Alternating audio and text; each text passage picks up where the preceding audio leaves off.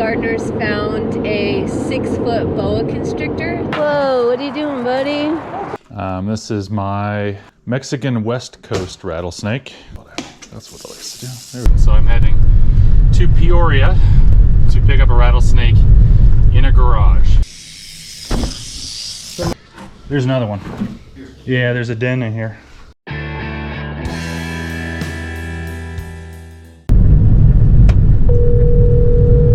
Hey, this is Brian with Rattlesnake Solutions. I just got off the phone. Hey Brian, how are you? Doing good. I'm headed your way. I'm about 40 minutes out, but I guess your visitor is sleeping away in the garage. Yeah, I'm just sitting on a chair. He's against the wall in some extra wood that we were using to put a flooring in. And then I walked away and turned around. I saw the snake. I thought, holy crap. All right, cool. So it's never expected in the garage because I normally keep the garages closed. So somehow or another I had it open as I was doing some cleaning. He must have snuck in or something the other day. But yeah, he was not happy. Remember how I said cooking food is a good way to make a call happen? I was making a sandwich and a call came in. So I'm heading to Peoria to pick up a rattlesnake in a garage.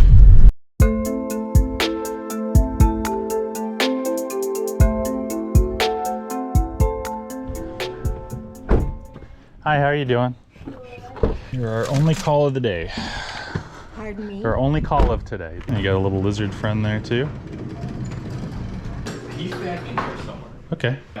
He's upset? Oh yeah, he was pissed. Oh, there he is. So what happened is he got in here, see that little crack there? Mm-hmm. He was sitting by the gas tanks, he crawled up there, sat for a little bit, went back there, sat for a little bit. He's in here somewhere. Oh, he found, oh, there he is. There he is. I see him. Yep, he found a little hiding spot down here.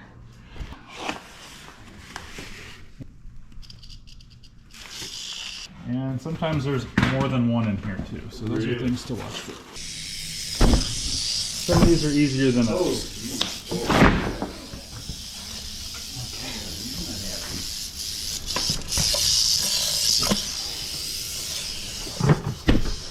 So I want to look around here and just make sure, see if anybody else is visiting here. So now that things are warming up a little bit, they're not gonna like leave yet. So what they are doing is, there's another one. Holy crap, Yeah, there's a den in here. there's a den in there? This is a, yeah, there's more than one snake, that's a den. So I'm gonna start moving stuff.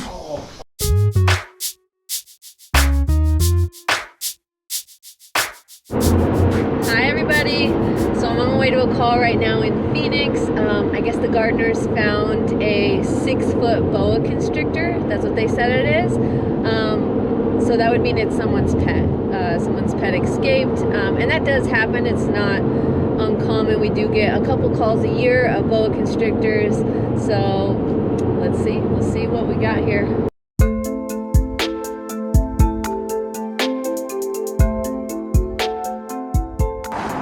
want me to hold the camera while you...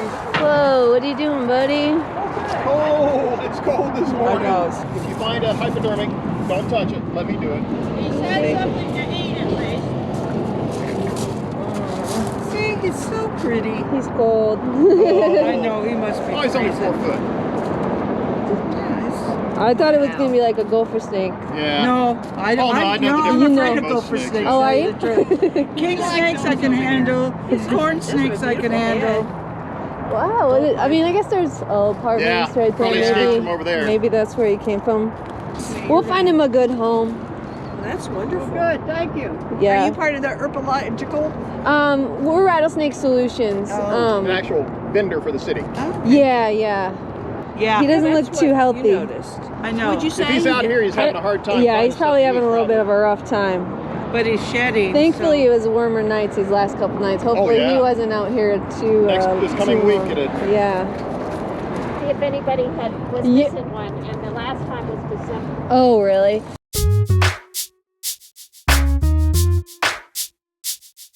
I'm gonna start moving stuff. They've been here all year. Maybe not, they're both adults, so it's maybe not even their first year. Here. Yeah, that's probably what's going on.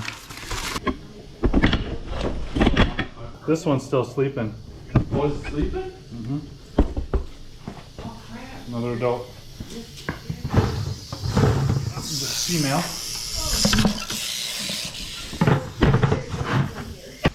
Okay, I don't see any other signs of other snakes. But I'm just gonna make sure though.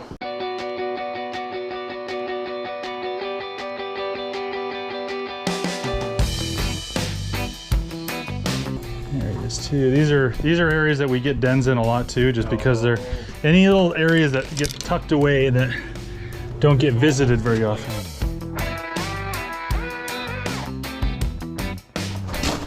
Alright, so everything's good.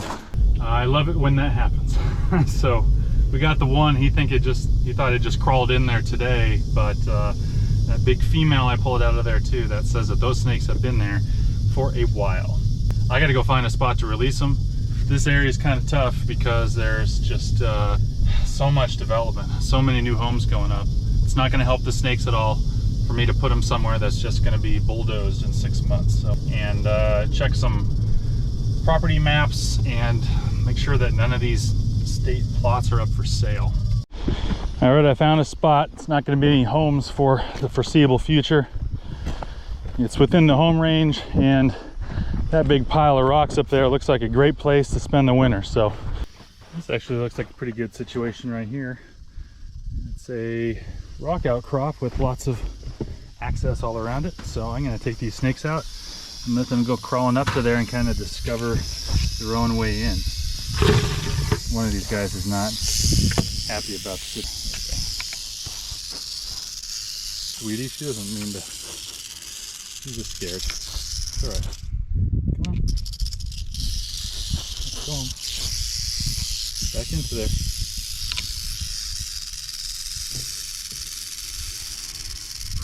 There he is. As soon as he sees that hole, he's out of here. Watch.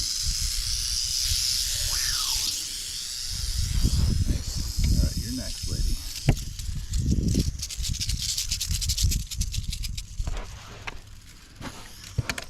Isn't that better than the garage?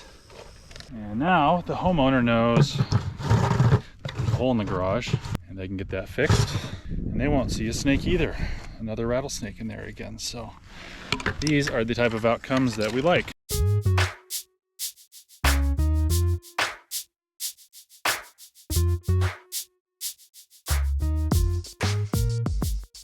Time to clean up some snake poop. It is a mess in here.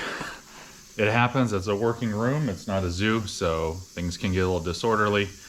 And as long as I keep up on it, makes it real easy. So let's get into it.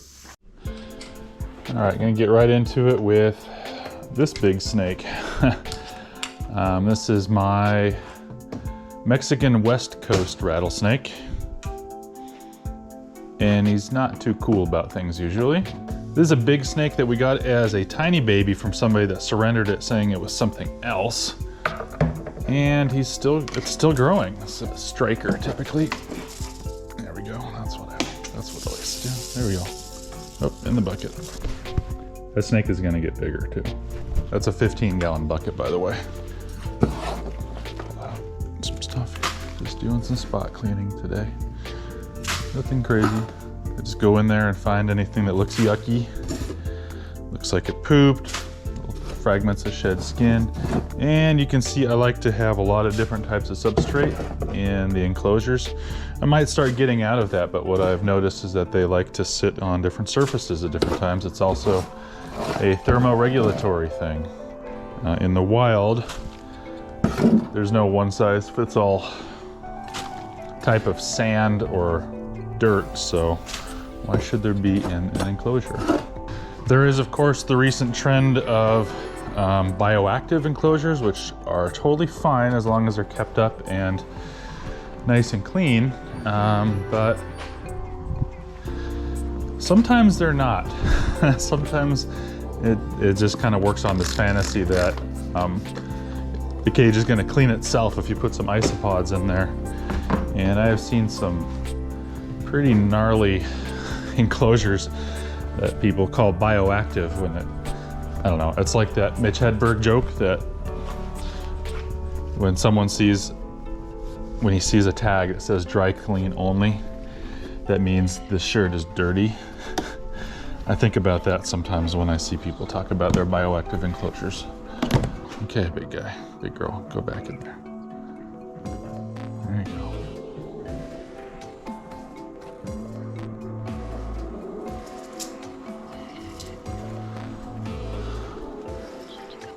All right. Now she's gonna rattle.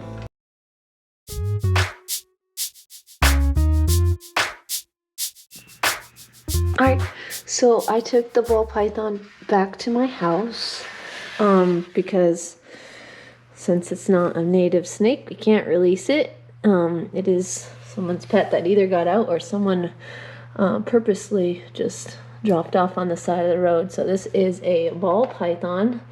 Poor thing's pretty cold. Ball pythons are actually from West and Central Africa, and they're the smallest pythons that Africa has. So I got her some water. I mean, I just want her to take a drink. She's drinking. She's drinking. She needs to get adopted. She's lived on the streets, so she's had a rough life. Look at her drinking. Blowing balls. Oh.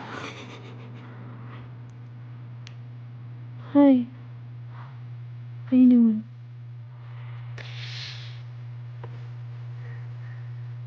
See this is. Alright, so it's day 2. I gave her a good soak. Try to get some of her shed off. She was dehydrated, so want to make sure she's got plenty of water. She's been drinking lots of water, and she just wanted to sit in the sun here for a little bit to dry off. It's not hot, don't worry. So the ball python has a happy ending. We were able to get it to somebody that keeps a good number of them and knows exactly how to get it fixed up.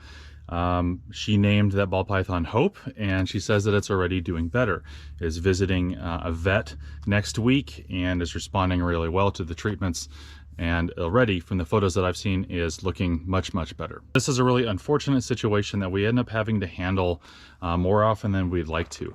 There are snakes like ball pythons and corn snakes that are inexpensive pets that are often sold to first-time snake owners who sometimes lose interest in them. And a lot of times they do the right thing and give it to someone else that does want to care about it. But in this case, they just didn't know enough to know that releasing a ball python in the desert is not what it wants to do. So this snake is incredibly lucky that somebody found it and then we were able to get a hold of it, and now it's in a really good home and hopefully it has a really good life. If you have a pet snake and you decide that you don't want it anymore, please find someone else that can take it in. You can contact us if you want to. We'll help you. It's not really what we do. What we do is work with native snakes. We did have a lot of interesting feedback about why we didn't want to take the ball python ourselves. It's not really what we do. It's not our place, and we're really happy that we were able to get to someone else. But anyway, happy ending all around. Glad that we were able to get this ball python to a great home, but unfortunately I also know it's not going to be our last one.